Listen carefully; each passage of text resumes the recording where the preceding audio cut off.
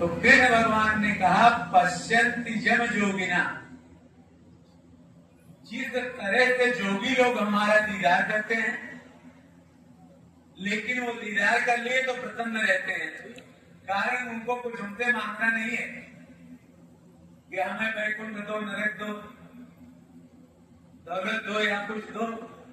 पश्यन्ति जम योगिना, जो भी लोग चित्त रूप से धारण करते हैं और भगवान का दीदार रोज करते हैं, ऐसे आप करिए।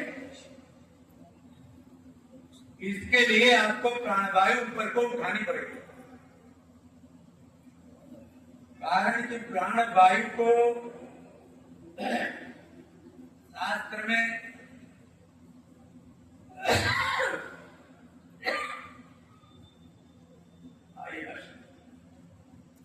तो शास्त्र में इसे तर्पणी कहा गया। जब ये उठती है ऊपर को तो कफ पित्त वायु की तीनों नाड़ियों को साफ करते जाती है, जा करके जब मस्तिष्क के ऊपर आ जाती है तब यहाँ आने पे दीदार होता है। लेकिन यही रोक लेना, सीधे से बिना टिकट ऊपर मत भेज देना, ना तो लौटाना बड़ा मुश्किल हो जाएगा। इसीलिए कहा गया कि इस विद्या का परीक्षण करने के लिए किसी सुयोग्य गुरु के सानिध्य में किया जाए, जो उनका दीदार इस रास्ते से किया। अन्यथा कारण ये तर्पणी है, घोड़ा बिगड़ जाता है जब उसे रोज दौड़ाया ना जाए, घोड़े को कब्ज हो जाएगी। और रोटी पलटी ना जाए तो वो जल जाएगी। इसी तरीके इस प्राणवायु को नियत टाइम पर शाम सुबह हाथ को उठाना ही पड़ेगा, इसको एक रेस्ट देना ही पड़ेगा। 10 मिनट के बजाय 5 मिनट दे दो, लेकिन एक बार एक चक्कर तो इसे खिला ही दो। कब बाल की नाड़ियों को बेचते हुए यहाँ ला करके अपना दीदार करो और उसके बाद प्रणाम करो, भजन करिए। लेकिन इस बात का ध्यान जरूर रहे कि जब दर्शन हो जाए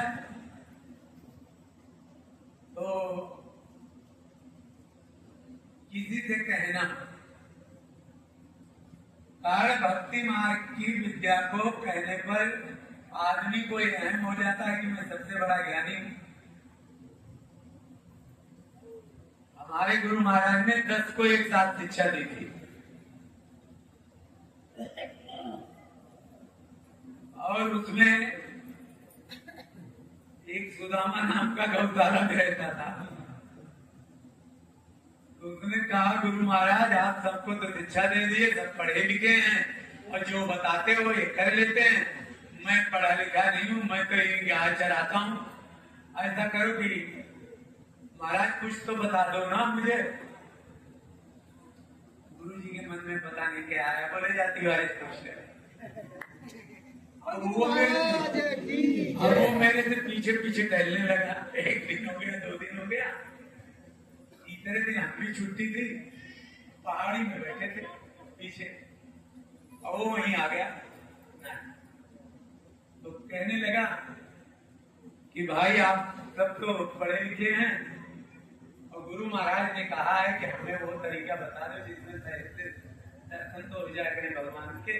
हम तो वेद न पढ़े हैं, न कुछ पढ़ा लिखा हूं, यही लोग सेवा करता हूं। मेरे मन में भी आया, चल यार देखता हूं। जब गुरु जी ने कहा तो सोच के कहा होगा करना पड़ेगा, नहीं तो पाप लगेगा। अब उसे मैं बताया तो करा के अभ्यास भी दिखाया। हमने कहा अब सही हो गया, बोला हाँ सही हो गया। हमने कहा किसी से कहना मत। अब ये बात तो समझ लेगा, अगर किसी से कहेगा तो तू पागल हो जाएगा, ये बात याद रख। मैं शाम को गया धोने पे, गुरु जी से पूछा, गुरु जी बोले बता दिए थे। मैंने कहा गुरु जी ने कहा है कि क्या पूछ लो, तो हम मैं कैसे ना बताऊं।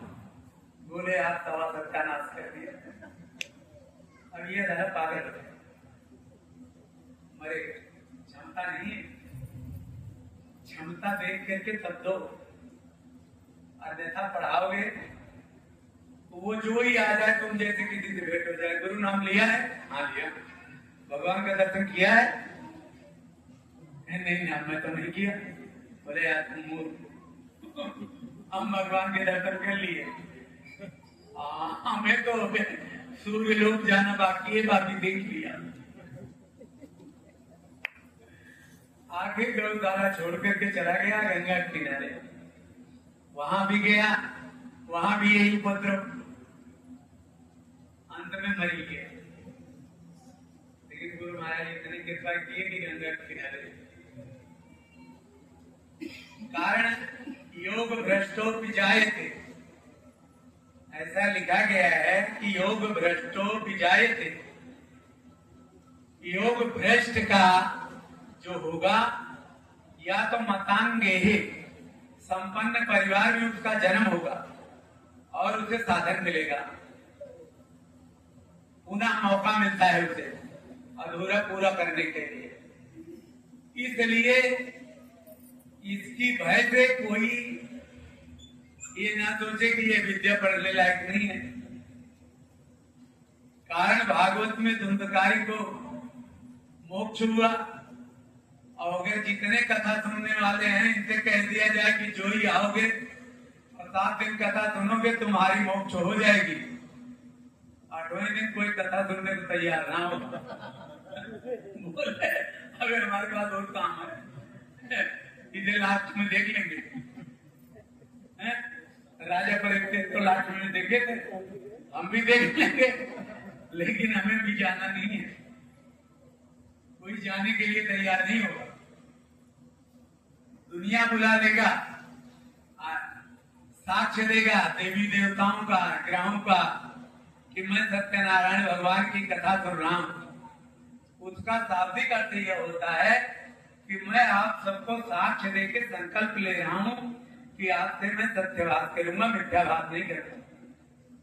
लेकिन हम तक फोन आ जाए तो झूठ जरूर बोल देगा, उसका विचार नहीं करेगा कि मैं किस चीज का संकल्प ले रहा हूं। संकल्प लो मत, और अगर किसी का संकल्प विकल्प लो तो उसे पूरा करने की कोशिश करो।